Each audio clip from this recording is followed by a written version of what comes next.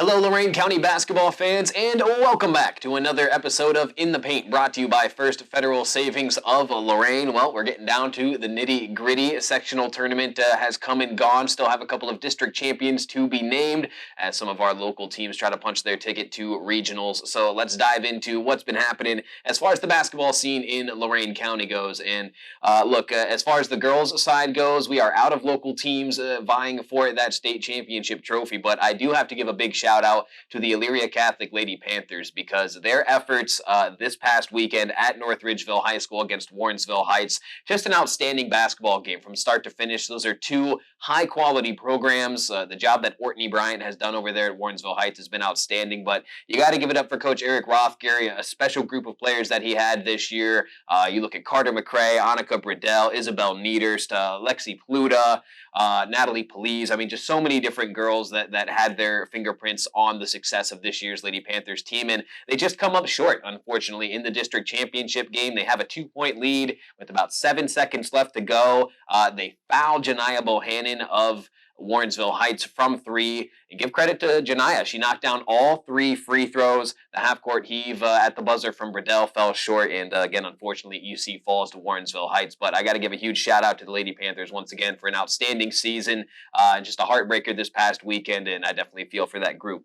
As far as the boys' side of the equation goes, I still have a couple teams left hanging. We've got Midview, Amherst, Columbia, Oberlin, Elyria Catholic, their game Monday night. So we'll check in on the results of that one this week as well. But on Tuesday night, you have some really good matchups here in the Division III Worcester District. Again, on Tuesday, you've got 5th-seeded Oberlin taking on 3rd-seed Fairview. Now, this is a really interesting matchup and one that me and Kristen Bauer behind the camera, shout out to her as well, we were talking about before we started recording here this afternoon. Just a really good matchup. You know, I think Oberlin, they have the size and athleticism advantage here with the likes of a Ty Locklear or an Isaac Thompson. But I think this Fairview team is just really well coached. They can shoot the ball really well. They're a very guard-heavy team, and you look at a guy like Danny Hammond who has the ability to fill up the box score. So I think that Tuesday night matchup, a 5 and a 3 seed, Oberlin and Fairview, should be a real good one for sure. Elsewhere in Division III, in the Maple Heights District, again, a Tuesday night matchup here. You've got the 4th seed Columbia taking on a 6th-seeded Smithville. Now, this is an interesting matchup as well, and for this Raiders team, I think they're well equipped for the postseason. You have a number of different guys who can shoot the ball from the outside. They're a deep team as well. Their guard play has been outstanding when you look at guys like Owen Mangy, Reese Miller. They continue to dominate from the perimeter. And then they have an inside presence as well. We all know the name by now, right? Cody Davis. I mean, the kid's just outstanding. He provides excellent photos in the Chronicle Telegram as well. So the kid has just been an absolute treat to watch. And I'm excited to see what those Raiders can do against Smithville. Again, that one is Tuesday night. In Division I in the Lakewood District, a Wednesday night matchup here, 14-seed Midview. A tough one here as they have to take on the top-seeded St. Edward's Eagles. And again, no secret here. This is a tough one for Coach Brabenick and his boys. And for Midview, I mean, it's really just a matter of, can you get somebody outside of Aiden Gregory going, right? I mean, Coach Brabenick's even said this year on the Saturday wrap-up show, feels like a broken record at times talking about what Aiden Gregory does for his team, the leading scorer. But who else can step up? Is it going to be a guy like a Ryan Runzer or a Michael Hazard, or who is it going to be, right?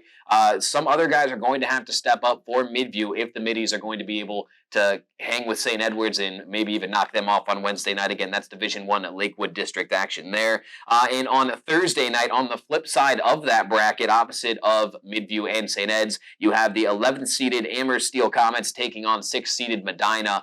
And for Amherst, it all starts with the Georges, right? Gotsis and Fair, those two guys have been incredible all season long. Austin Bray as well. Kind of a three-headed monster are those Amherst Comets. And, you know, give credit to Olmsted Falls. They kind of took the SWC by storm this year. They won the conference outright. And give credit to the Bulldogs. But for the Comets, they almost kind of got forgotten about at certain points this season, I think, because of the conversation surrounding Olmsted Falls. So don't sleep on the Comets. This is a very good Amherst team. Coach Pat Bray will certainly have those boys ready to go Thursday night against Medina.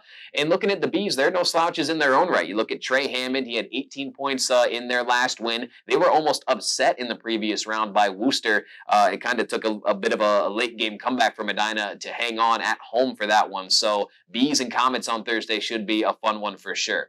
Well, let's tell you Tuesday, what's happening on WEOL, and no secret, it's some of those games that I just told you about. So on Tuesday, we'll have that Oberlin and Fairview game, a 7 o'clock start on AM 930 and 100.3 FM WEOL. You can listen online at WEOL.com, and of course, download that free WEOL mobile app right to the cellular device. Best way to listen to all of the games this week. On Wednesday, we'll have that Midview and St. Ed's affair at 7 o'clock as well.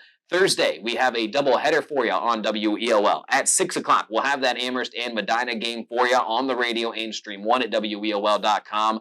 Later on, about an hour later at 7, we'll start Olmsted Falls and Brunswick on Stream 2. Again, we just talked about those Bulldogs with Michael Kando and Charlie Siolik, a very good Olmsted Falls team. So we'll have their game against Brunswick on Stream 2 Thursday night at 7 o'clock.